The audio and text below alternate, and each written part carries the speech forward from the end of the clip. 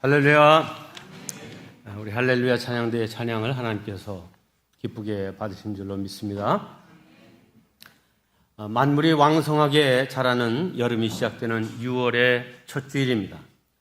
오늘 예배를 통해서 여러분의 심령에도 풍족한 은혜가 임하시기를 주님의 이름으로 축원합니다. 오늘은 제 66회 현충일입니다. 66회 또 6월 6일 그리고 주일을 맞이한 현충일. 이날을 미국에서는 메모리얼 데이라 이렇게 얘기하는데 기념하는 날이란 뜻이죠. 나라를 위해 목숨을 바친 분들의 그 이름, 그분들의 공적을 기억하면서 나 또한 애국자가 되리라 하는 그런 마음을 먹는 날입니다. 기독교에는 국경이 없지만 그리스도인에게는 자기 조국이 있다 하는 말이 있습니다. 우리 그리스도인들은 다 애국 시민이 되어야 될 줄로 믿습니다. 오늘 또한 평신도 주일입니다. 교회 구성원의 대부분을 차지하고 있는 것이 사실 평신도, 일반 성도들입니다. 그런데 2000년 교회 역사를 돌이켜보면 초대교회 때 잠시를 빼놓고는 사실 교회의 중심은 성직자였습니다. 성직자 중심적인 교회가 계속되어 왔죠. 그러다가 1517년 종교개혁이 시작되면서 결정적인 변화가 일어나기 시작했습니다. 그것은 당시까지만 해도 성직자에게만 성경을 보고 읽을 수 있는 권한이 주어졌습니다. 실상 일반인들은 보고자 해도 사실 볼 수도 없었습니다. 성경책이 그렇게 많이 있지도 않았을 뿐만 아니라 당시 성경은 전부 라틴어, 로마 시대부터 써온 이 로마어, 라틴어로 쓰여져 있었기 때문에 신학을 공부하는 사람에게만 라틴어를 공부시키고 그 라틴어로 된 성경을 보도록 한 거죠. 그러니까 일반 성도들이 성경에 하나님께서 뭐라고 말씀하셨는지, 예수님께서 하신 말씀이 무엇인지를 구체적으로 알 방법이 없었습니다. 그저 신부님이 하시는 말씀을 그대로 믿는 수밖에 없었던 것이죠. 자, 종교개혁을 일으킨 주역들은 대개 다 성직자들이었습니다. 근데 이 성직자들이 가만히 보니까 성경 말씀하고는 상관없는 교리를 내세워서 하나님의 말씀인 것처럼 잘못 호도하고 있는 것이 문제로 여겨지게 되었습니다. 대표적인 것이 면죄부였죠. 면죄부를 사면 지옥에 있는 우리 조상들의 그 죄도 사해주고 지옥에서 천국으로 옮겨진다. 면죄부 사기 위해서 그 헌금통에 동전을 넣는 순간 쨍그랑 소리와 함께 우리의 죄가 싹 씻어진다. 이런 일종의 좀 허무맹랑한 주장을 펼쳐왔던 것이 중세 부패한 가톨릭의 모습이었습니다. 그래서 종교개혁자들이 제일 먼저 한 일은 성경으로 돌아가자 하는 캐치프레이즈였고, 그래서 이 성경을 일반 평신도들에게도 읽도록 하기 위해서 제일 먼저 한 일이 라틴어로 된 성경을 각각 자국 언어로 번역하는 일에 힘을 썼습니다. 그래서 루터는 독일어로, 칼뱅은 불란서어로 번역하는 일을 힘썼고, 때마침 금속 활자를 인쇄기로 만든 구텐베르크의 인쇄기가 새로 번역된 자국어 성경들을 대량으로 출판하게 되었고, 일반 평신도들의 손에도 성경이 들려지게 되면서 소위 영적 문맹으로부터 평신도들이 벗어나게 되었습니다. 사실 세상에서 부활의 증인이 되어야 되고, 또 교회가 세상의 빛과 소금의 사명을 잘 감당하기 위해서 역할해야 될 사람들은 평신도입니다. 그런데 이 평신도들이 중세기까지 사실 성경에 대해서 무지했습니다.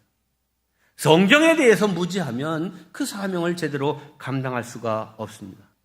그런 점에서 오늘 저녁에 있을 성경 암송 예배는 아주 뜻이 있고 귀하다고 생각합니다. 여러분, 성경을 암송하고 마음의 새김으로 하나님께서 우리에게 요구하시는 바가 무엇이고 주님께서 우리에게 명령하신 바가 무엇인지를 제대로 알면 그 사명을 잘 감당하는 성도가 될 수 있기 때문입니다. 오늘 저녁에도 많이 참여하시고 혹 아직까지 준비가 좀 부실하다 이렇게 생각되는 분들은 계속해서 잘 준비해서 12월 둘째 주일이 성소 주일인데 이때도 역시 성경 암송 예배가 있을 것입니다. 그때는 다 이 성경 암송 예배에 참여할 수 있는 성도들 되시기를 바랍니다. 여기 장로님을 비롯해서 몇 사람만 하려는 모양이야. 여러분들 성경 암송에 힘쓰시길 바랍니다. 네. 자, 오늘 말씀의 제목을 함께 하겠습니다. 어울림과 갈라짐.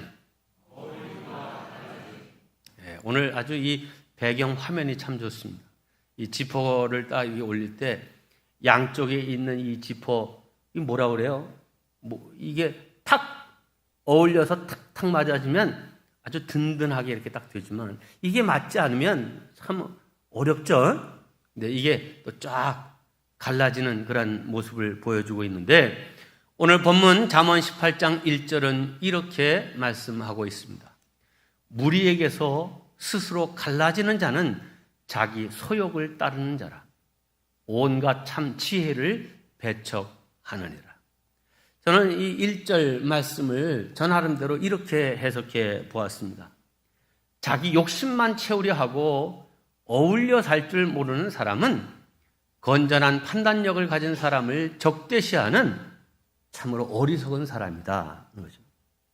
여러분, 진짜 어울림의 명수들은 자기와 다른 사람도, 자기를 반대하고 대적하는 사람까지도 품고 가는 사람입니다. 지금은 사라진 어린 시절의 풍경 하나가 제 마음에 떠오릅니다. 아이들이 친구네 집 앞으로 달려가서 우르르 외칩니다. 절수야, 놀자. 오랜만에 들어보는 소리죠? 네. 옛날에는 곳곳에서 이 소리가 들렸고 그러면 뛰어나오고요. 막 동네 마당에서 놀다가 누구 하나가 엄지손을 번쩍 쳐들고 술래잡기 할 사람 여기 붙어라 그러면 와 하고 또 몰려들었고 무슨 별나게 재미있는 일들도 아니었는데 다 어울려서 함께 놀고 고무줄도 하고 이런 아주 어울림의 삶이었습니다. 자, 그런데 오늘의 현실은 점점 더 흉어물 없이 이렇게 어울릴 수 있는 기회는 작아지고 좁아지고 있음이 참 안타깝습니다. 지금도 아이들은 놀고 놀이를 합니다. 근데 PC, 퍼스널 컴퓨터란 말이죠. 개인 안에서 가상의 공간에 있는 것들과 개인과 이렇게 하는 이런 놀이, 컴퓨터 게임에 집중하고 또 스마트폰이나 이런 데서 개인적인 놀이는 참 발달되고 있지만 더불어 함께 어울리는 놀이는 점점 없어지고 있습니다. 어울림의 반대는 독선과 배타입니다. 근데 이 독선과 배타의 그 뿌리는 무엇인가 생각해 보면 교만과 자기의, 나는 의롭다, 나는 다르다라고 하는 생각입니다. 독선적이고 교만한 사람일수록 자기의가 강합니다.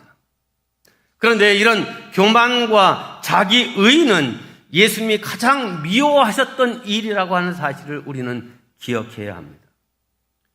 이것은 당사자를 망칠 뿐만 아니라 다른 이들의 가슴에 치유되기 어려운 상처를 입히기 때문입니다.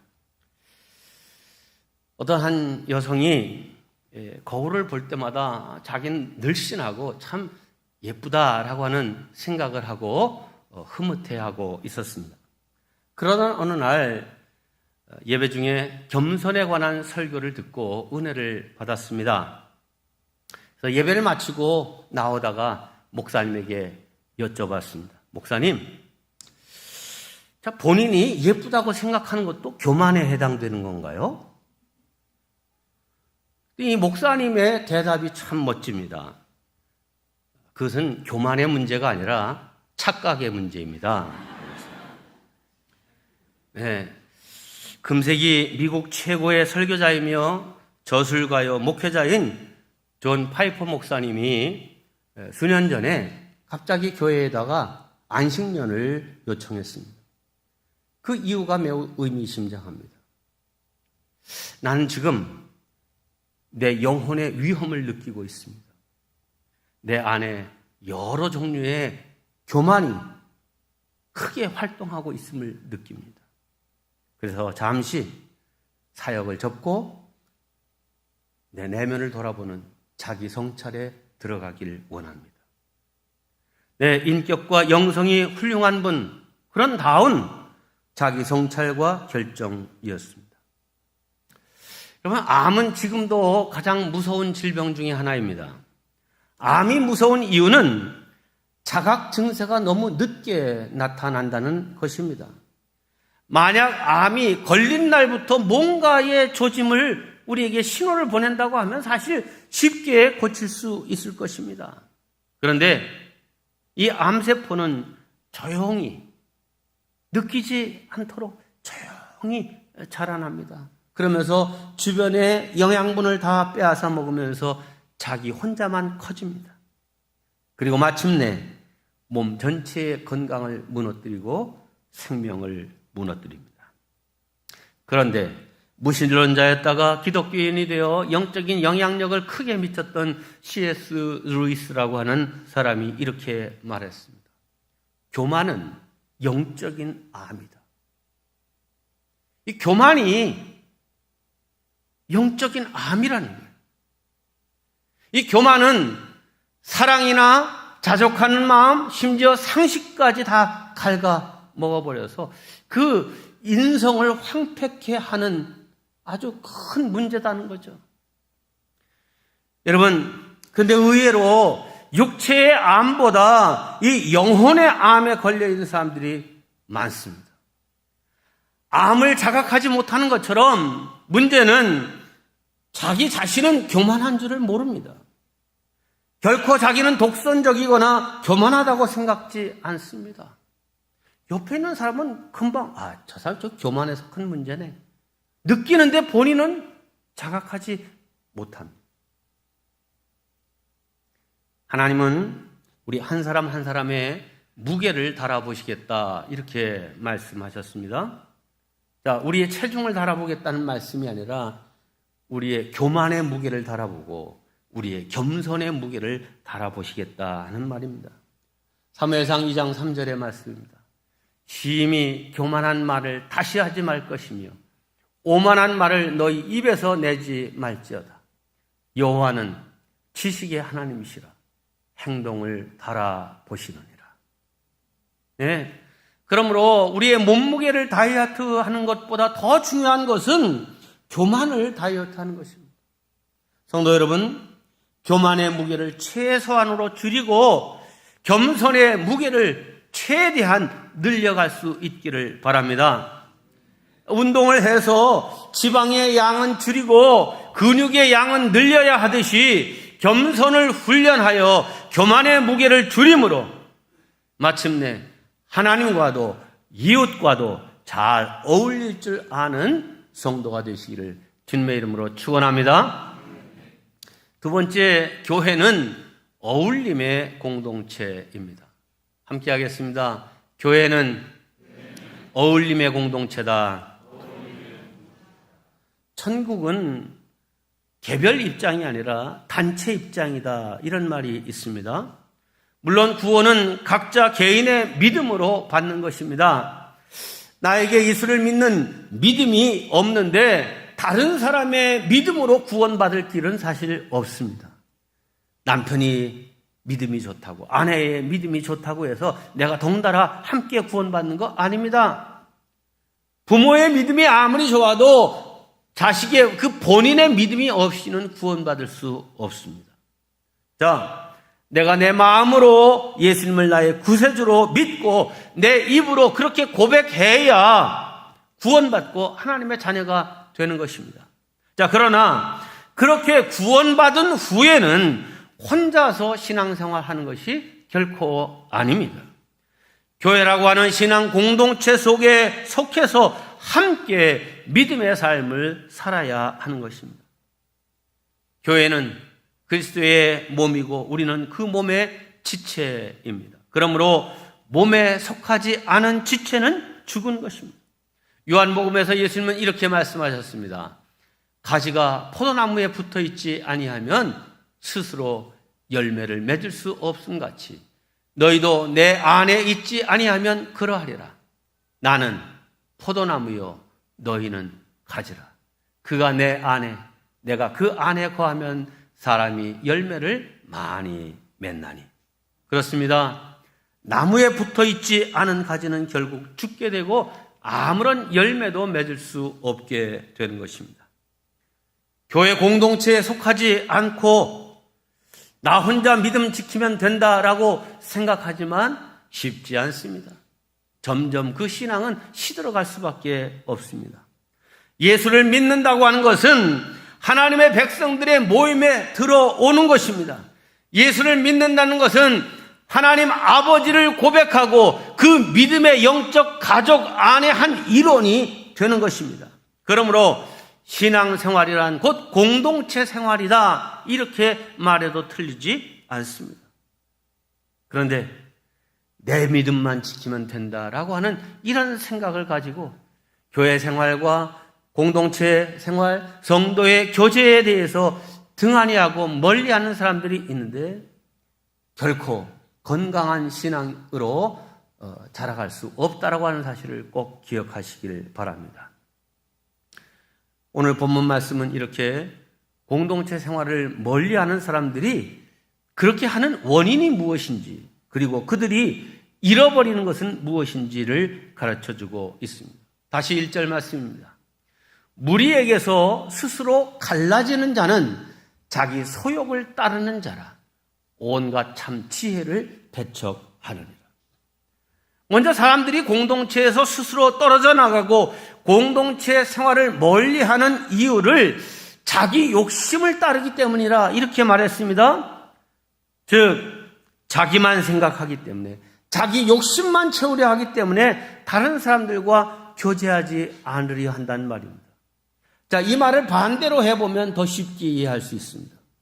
사람들은 자기에게 유익이 된다고 하면 거기에 더 가까이 가고 접근하려고 합니다. 그러나 만나고 교제해봤자 나에게 별 유익이 없고 또 부담만 된다 이런 생각이 들면 스스로 떨어져 나가고 사람들과 교제하지 않습니다. 그런데 성경은 이런 사람들을 온갖 참된 지혜를 멀리하는 일이다, 어리석은 일이다 이렇게 얘기를 합니다. 여러분, 우리가 공동체 생활을 통하여서 얻는 것들이 참으로 많습니다. 다른 사람들과 교제하면서 인생을 살아가는 지혜를 얻게 됩니다. 또 신앙생활하는 모습과 믿음의 간증을 들으면서 도전을 받고 어떻게 신앙생활해야 되는 거구나 라고 하는 것을 깨닫고 나 또한 그렇게 살아야지 이런 결단과 결심을 하게 됩니다. 오히려 목회자의 설교를 통해서 은혜 받는 것보다 똑같은 입장에 있는 평신도가 어떤 탁월한 신앙으로 살아가는 그 모습을 보면 더 큰 도전이 되고 귀감이 돼서 나도 그렇게 살아야지 하는 결심을 갖게 되는 것입니다. 여러분, 대화와 만남을 통해서 영적 또 생활적 지혜가 자라나게 되는 것입니다. 나 혼자서는 결코 배울 수 없고 얻을 수 없는 놀라운 영적 또 삶의 지혜들을 배우게 될 수 있는 것입니다. 그래서 교회는 성도의 어머니다 이렇게 칼빈이 말했습니다. 공동체 생활을 통해서 우리의 믿음이 자라고 세상과 죄악으로부터 지킴을 받고 또 사랑과 교제의 맛을 누리는 복을 이 어머니와 같은 교회 공동체 속에서 우리가 누리게 된다는 것입니다. 여러분, 지금 여러분은 교회 안에서 공동체 생활을 얼마나 열심히 그리고 잘 하고 계십니까? 속회와 선교회에 참여하고 계십니까? 소그룹 성경 공부에 신청하셨습니까? 함께 하자는 일에 기꺼이 응답하십니까? 나 혼자 개인적으로 잘 하려고 하지 마시고 더불어 함께 하려고 힘쓰시기 바랍니다. 그러면 여러분의 신앙이 건강하게 자랄 것입니다. 저는 지금 이 코로나19로 교회가 맞이한 제일 큰 위기는 이 공동체성을 잃어버리는 것이라 생각합니다. 네, 얼마든지 영상 예배를 통해서도 은혜 받을 수 있습니다. 그러나 이 공동체를 통하여 나눔과 소통의 시간을 갖지 않으면 외골수 신앙이 되기 쉽습니다. 그래서 간곡히 부탁드립니다. 공동체 생활을 귀찮게 여기고 걸리적거리는 일이라 생각지 마시고 나를 살리고 나를 성장시키고 나를 건강케 하는 일이라 생각하고 이 교회 공동체 생활에 힘쓰는 성도들 되시기를 주님의 이름으로 축원합니다. 마지막 세 번째, 어울림은 사는 길이요 갈라짐은 죽는 길입니다. 함께 하겠습니다. 어울림은 사는 길이요 갈라짐은 죽는 길이다. 1970년대 후반에 초등학교 교과서에 실렸던 해바라기와 나팔꽃이라는 이야기를 여러분 잘 아실 겁니다.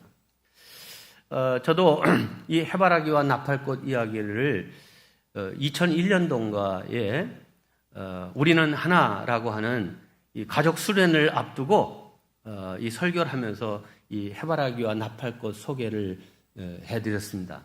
근데 사실 교과서에 실린 해바라기와 나팔꽃 이야기는 아주 너무 간단하게 이렇게 요약되어 있습니다. 오늘 말씀 나눈 지에 실려드린 내용 정도가 전체일 뿐입니다. 그래서 너무 간단해서 그 의미를 살려서 그 줄거리를 따라서 조금씩 덧붙여서 제가 각색을 했고 그것을 인터넷에 올렸더니요.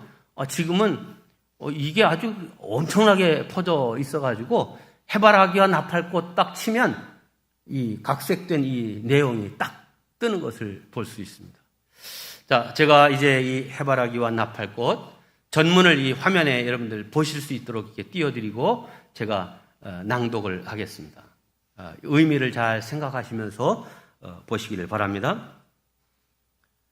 담장 아래 어느 꽃밭에 해바라기 형제가 살고 있었습니다. 이 두 형제는 자기들의 이상인 햇님을 향해 뻗어가며 서로 누구의 키가 더 크게 자랄 것인지 경쟁하고 있었습니다. 때론 담장 너머의 세계에 대해서 서로 재미있게 이야기를 나누기도 했습니다. 그러던 어느 날 두 형제의 발밑에 한 손님이 찾아왔습니다. 기댈 곳을 찾아 이 두 형제 사이를 기웃거리던 나팔꽃이었습니다. 나팔꽃이 먼저 작은 해바라기에게 부탁을 합니다. 작은 해바라기님, 저는 혼자서는 일어설 수 없는 존재랍니다. 저는 누군가를 의지하고 자라야만 꽃을 피울 수 있답니다. 해바라기님께서 저의 기댈 꽃이 되어주신다면 저의 가장 아름다운 꽃을 당신께 보여드리겠습니다. 이 말을 들은 작은 해바라기는 버럭 신경질을 내며 이렇게 말했습니다. 뭐라고? 나는 너처럼 거추장스러운 존재는 딱 질색이야.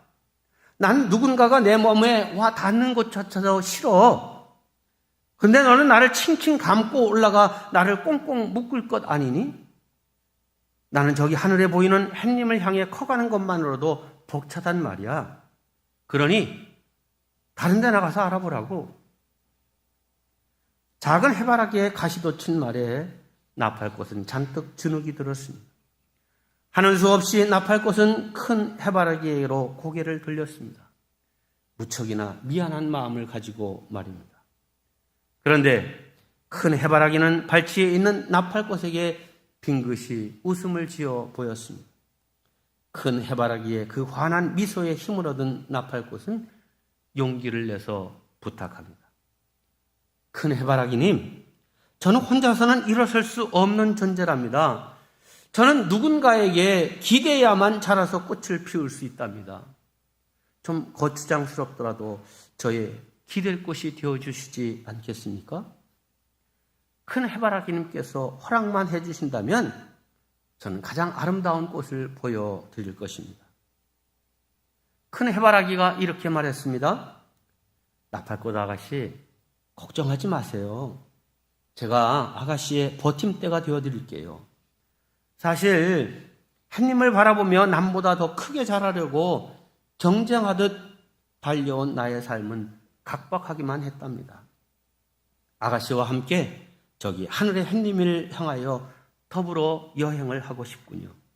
어서 아가씨의 여린 줄기를 제 몸에 기대세요.